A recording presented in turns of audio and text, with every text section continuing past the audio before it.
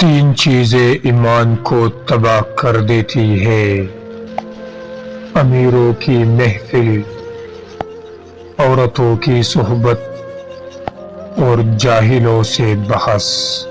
تین انسان تین چیزوں سے محروم رہیں گے: غصے والا صحیح فیصلے سے، جھوٹا عزت سے اور جلد باز کامیابی سے۔ تین رشتے بے نقاب ہو جاتے ہیں: بڑھاپے میں اولاد، مصیبت میں دوست اور غربت میں بیوی۔ جس انسان کو غصہ زیادہ آتا ہے وہ انسان پیار بھی اتنا ہی زیادہ کرتا ہے اور اتنا ہی صاف دل رکھتا ہے۔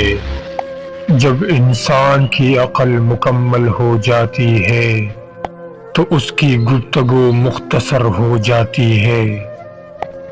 وقت اور دولت دو چیزیں ہیں جو انسان کے اختیار میں نہیں۔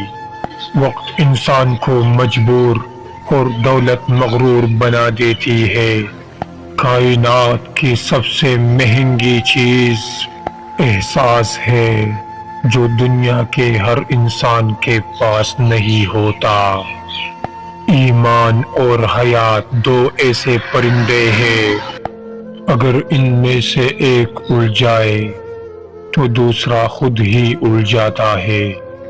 زندگی جینے کی دو ہی راستے ہیں: بھول جاؤ انہیں جن کو معاف نہیں کر سکتے، اور معاف کر دو انہیں جن کو بھول نہیں سکتے۔